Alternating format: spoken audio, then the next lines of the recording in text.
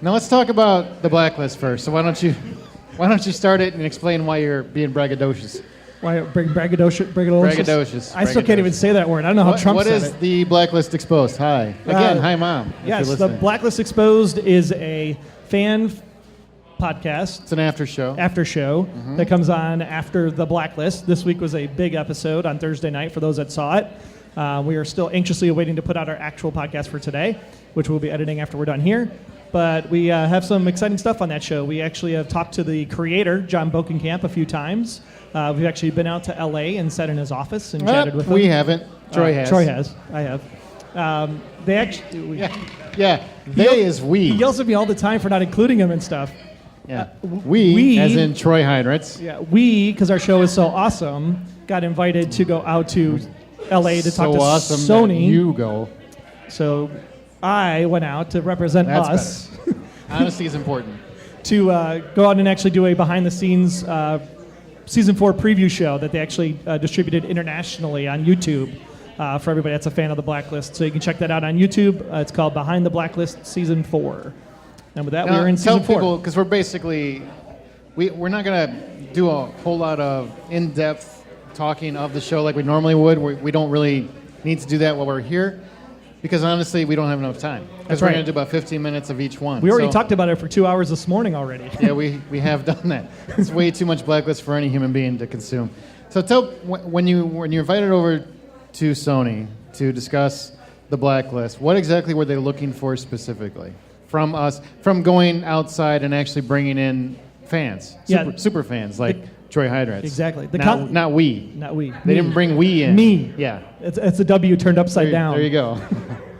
What they wanted for this concept was they wanted to hear, because the Blacklist is in its 4th season, and at this point, the people that are watching the Blacklist are watching the Blacklist. There's not picking up any brand new, I'm sitting down for Season 4, Episode 1 at that moment. Right? There might be people Although they should. First 3 seasons are really on Netflix. freaking good this Netflix season. kids. Yeah, absolutely. So they wanted us to come out and say, okay, if we want to entice the people that are going to watch Season 4, who are those people? Well, that's the current fan base. And who better to know the current fan base than the people that talk to the fans on a regular basis every single week? Yeah. Well, you do that part. Yeah. So they called us up and said, hey, come on out here, interview the two guys, John Bokenkamp, John Eisendrath, try to get something out of them, try to rip out a nugget that we can use for this promotional video. And we actually talked about what's called the theory camps. Which was actually something that Sony really, really liked because we shared one of our crazy theories with them, my crazy theory. Yeah, because it's stupid. And that's what got us on TV. I mean, it's insightful and interesting. What is your crazy theory? My crazy theory, for those that have seen the Blacklist, that Reddington is the main character. He wants to work with Elizabeth Keene, a special agent, and people have thought over the time that maybe Red might be Liz's father. I said the reason why he's not the father is because he's potentially the mother incognito. Yeah, he said sex change. That's what he's saying. That's what I said. Yeah. See, Chris is like, yeah, that's nuts. It's a theory. That's what a theory is. Yeah. That's an interesting theory. What just happened? Did you just... That's my Fight Club. That was my Edward Norton. Oh, okay. That's an interesting theory.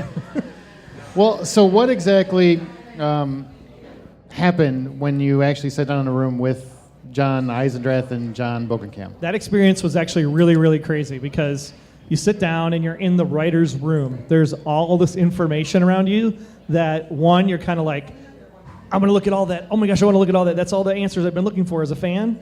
And then you're like, wait, no, I don't want to see it. I want to experience the show. I want to be able to enjoy it as it happens. And when we actually went through that experience, it's kind of visceral in that because then you realize I'm here in this room and we have this great responsibility now.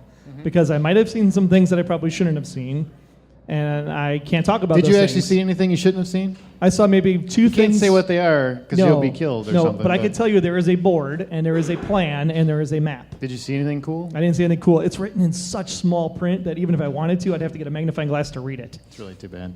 Yes, but there your trip was worthless for me. I'm saying there is a plan, there is a map, and they have thought it out ahead, so...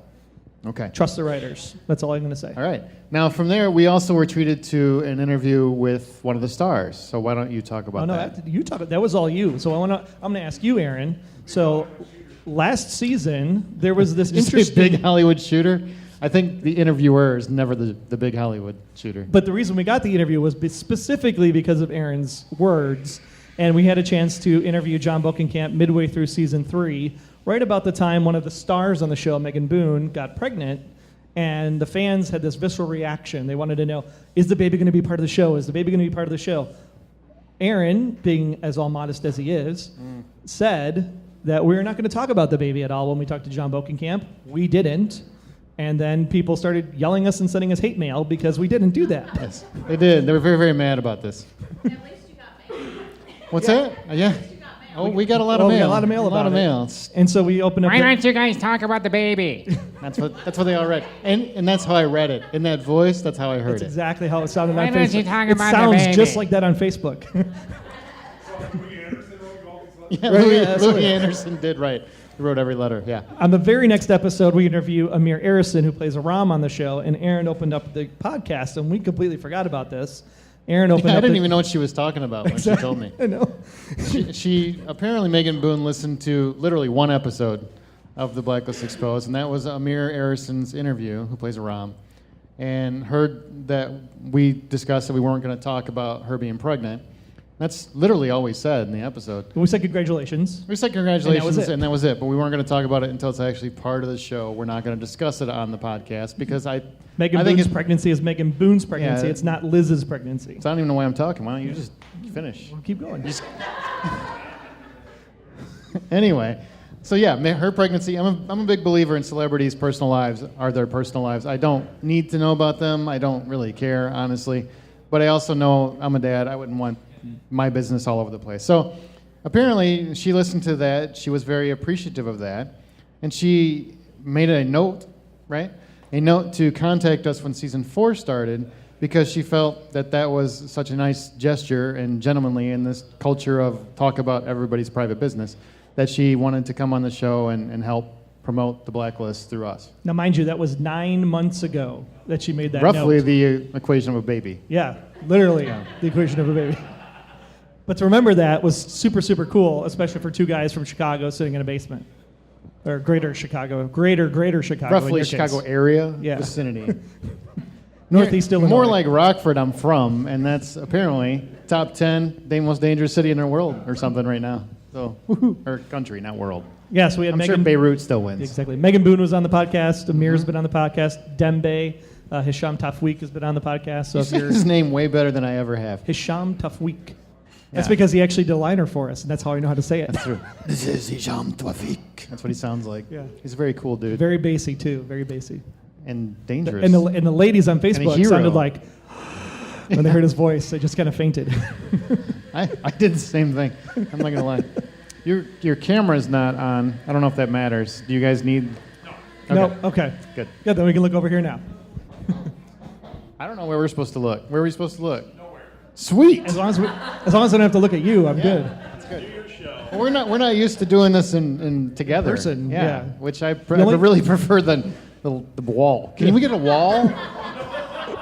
Just like some kind of barrier would be fantastic. Oh my gosh. Yeah, that's true. I'm just gonna put my tablet. Yeah, there you go. And we'll do that. Okay, yeah, so Blacklist. we had an interview, but we ended up having that interview with Megan Boone, and she came on. She was going to talk for 30 minutes. She ended up on an hour and 15, I think. Yes, she did. She actually, we gave her plenty of opportunity. Almost pushed her out the door because we didn't want to.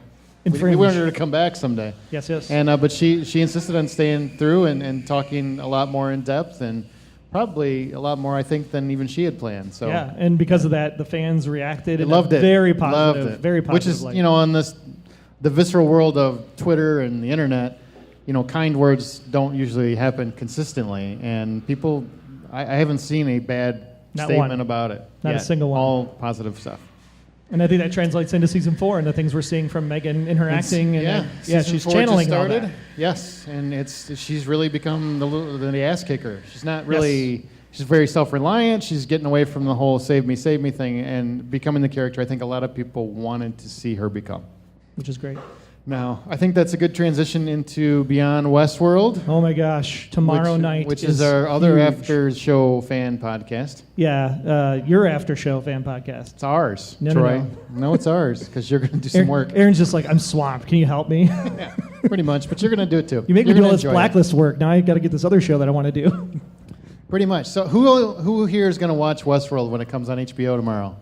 So just the back room. How about you guys on the internet? Raise your hands. Okay, No? can't see you, but yeah, I know your hands are up. The kids in the back, you should not ever watch it, Yeah. from what I've understood. No. Yeah. It sounds risque. Maybe when you're 30, it sounds like. Not even 21. So why don't you tell people what the original movie was about? Because you love to talk about androids. I love to talk about androids. I am part android. I actually have a plate in my brain. Everyone knows, Troy. You don't have to Yes. tell them. 1973, Michael Crichton, and this is the greatest story in the world. This guy writes one book and creates. He wrote two books. Maybe not best story in the whole wide world. I mean, there's got to be at least 3 better. For me going to LA, best story in the world. Michael Crichton, this is his best story now in the you're world. humble bragging. Right? But Michael Crichton writes 2 books, one of which becomes a made-for-TV movie. His only directorial effort is on the small screen, and a major motion picture studio in MGM gives him the kingdom to create a film that is literally going to save the studio called Westworld in 1973. The 1973 movie is basically humans can purchase for the mere price of $1,000 a day the ability to do whatever they want inside of a theme park.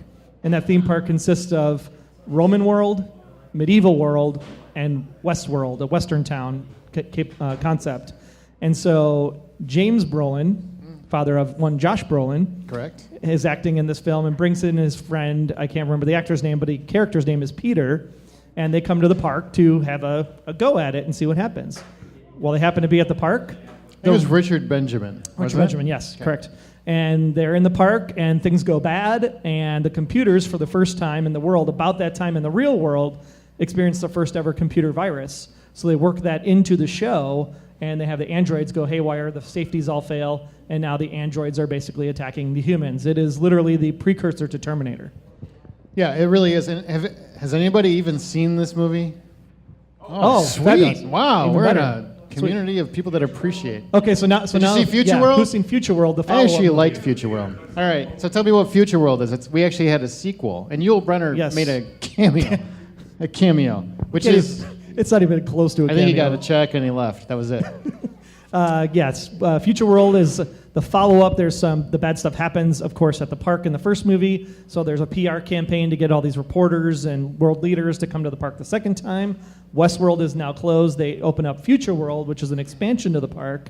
And as they go through their time there, we find out that there's a nefarious thing that's going on. The creator, the scientist of the park, is stealing humans as they come into the park and downloading their consciousness into the androids and putting them back in the real world so that they can take over.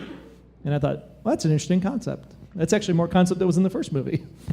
Well, I think the first movie was trying to be a pretty straightforward thriller. Do you think that which concept did you end up liking better? I kind of like the second movie concept better. I just wish I liked the acting better in the first one, even though it was Peter Fonda, which is okay, but Peter Fonda. Oh, in the sequel. in the sequel, Yeah. in Future World. I like the concept of the second one a lot better, and that led us to a fantastic television series called Beyond Westworld. Hark the name. 5 episodes, only 5 3 episodes. aired on television, and of course it was on the CBS network. None of them should have ever aired. Never. It was ever. an awful TV Horrible. show. I think, it's a product of its time. So, yes, back then, it was awful. I don't think it was a very well done product. I don't think they had an idea what they wanted to do. But we, of course, lovingly took the name. We did. And it actually I don't know why we did that. It did introduce a new concept, though, because the thing that was behind the theme park was a company by the name of Delos, Delos. And in the TV show, Delos became a full-fledged corporation. And so Well, it was a corporation in the original movie. I guess I too. suppose it was. But it was more about the theme park. It wasn't Right. this true evil menace. It was Disney World in the original Exactly. movie. So now that we have this corporation behind it, we now have experienced some viral marketing from HBO on this Delos Corporation off of the DiscoverWestworld.com website. And I think tying those things together, they're actually taking the entire franchise, weaving that into this new narrative, but they're telling it from a completely different perspective. Okay. So that brings us finally to the Westworld TV series, Which starts tomorrow night at which starts tomorrow night at 9 o'clock? 9 o'clock for Eastern, those Eastern, 8 Pacific, o'clock 8 o'clock Central. for all of you in the room. 8 o'clock Central on HBO. And they're really kind of combining a few elements. What it seems like is we're going to get a story told from the host's point of view, which are the androids. They're called hosts now. And we're also going to get the human's point of view, the tourist.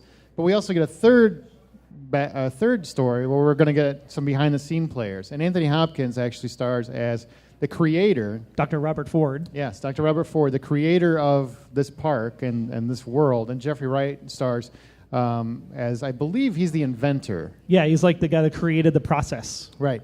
So we're going to follow them. We're going to follow the androids as they develop their own consciousness. And whether it's going to be a glitch in the system, so to speak, or is it going to be Purposeful programming. Purposeful programming, yeah. So what are you expecting to see? I know we've only got a few minutes here, and then we're going to go into a remake, but what do you expect to see tomorrow on the season premiere? When you get that first episode of a series, I think Game of Thrones is the one people are comparing it to quite a bit because it's on HBO and it's going to have an adult Content. narrative, yeah. Content, yeah. Very adult content. Very because adult remember, content. the premise of the show is that you're a human that can go to this park and do whatever you want. Yeah, and there are no repercussions, so it's basically a free-for-all. Free-for-all. Free-for-all. Yes. So when you have an initial episode to a series like this, what do you need to get out of it? The number one thing you have to get when you start off a brand new TV series is character development. We have to come in right away and know who are all the players, why are they there, and what's the purpose for them to continue existing into the second episode. That's really the key to gets this story moving. And then, of course, great scenery, great perspective, great open wide shots to establish the content in the area. I think those are really the two big things, establishing shots and character development. And all the reviews I've read of the premiere are fantastic. Except for the one. Except for one. So it's like that Toy Story 3 thing where there's that one guy who's like, I didn't like it. in that same voice that wrote us about. That's apparently how Ladybug's Facebook pregnancy. sounds for everybody. That's basically when people whine, that's how I hear them. Yeah. So I'm kind of curious for you. I know how I see it. All I want is something deeper and a little darker than the movie was. Because as Troy alluded to, the original movie was a great movie. It's a classic, and I love it to death. But and there's a lot of other things that owe their legacies absolutely. to it. I mean, it's really a precursor for Terminator and a lot of other science fiction films. But in terms of a series, I don't think that concept can sustain itself that way. Because it's really, it boils down to a chase movie. It's a chase movie. It's the android loses it, chases everybody else. That's really what it is. With no dialogue for almost a half an hour.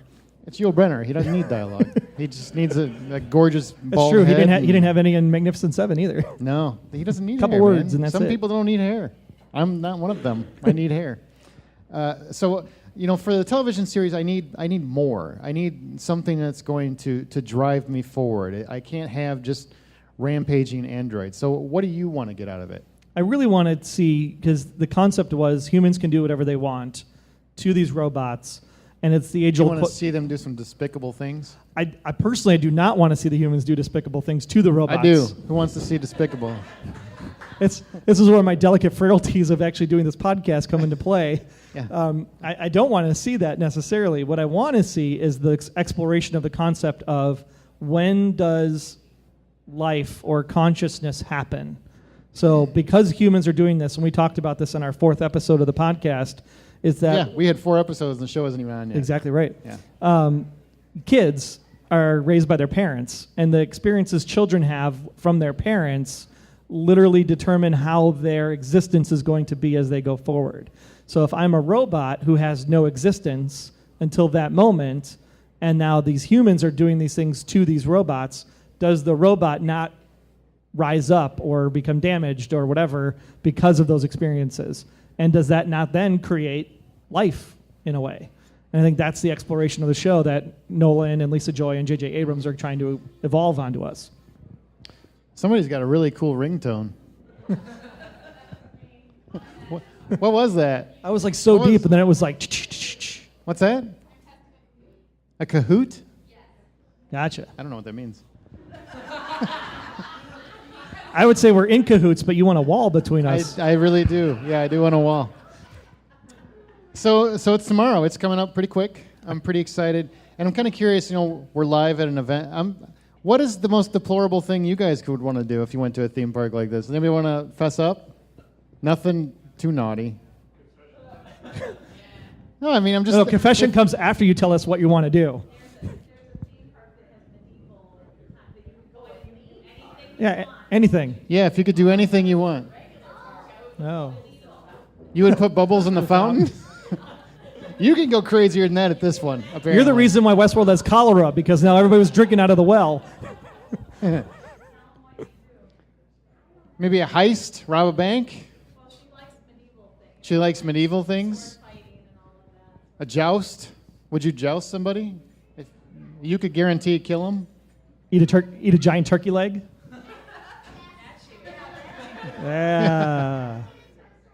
You Oh, would a get sword into fight a with the sword king. fight with a king. Take over the kingdom is what I heard. Young lady, you probably can't go to this park. Because they. Oh, nice. Nice. I like The it. streets aren't paved with gold down here, apparently. Make the politicians live with the people. That'll never happen. That's an imaginary park. With their insurance and with their Exactly. insurance and this conversation's taking a turn.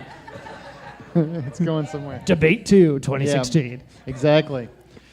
Wow. So we've got to wrap up this version because we're going to move into our next podcast. So Yes.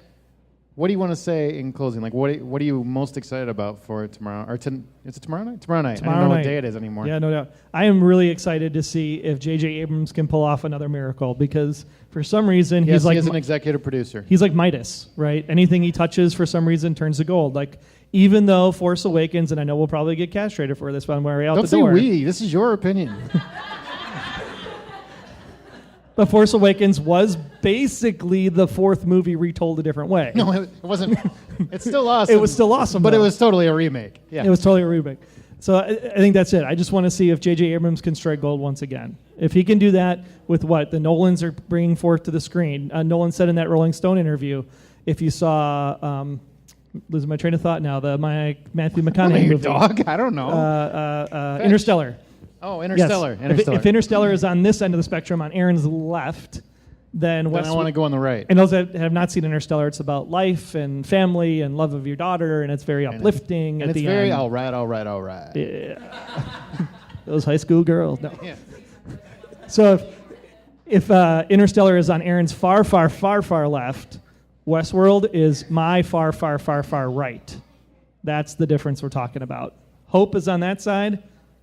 Not so much hope over here. And you think J.J. Abrams is going to lift it because he's involved? It'll go to a different degree. It definitely will not be beyond Westworld from CBS in 1980. That's for sure.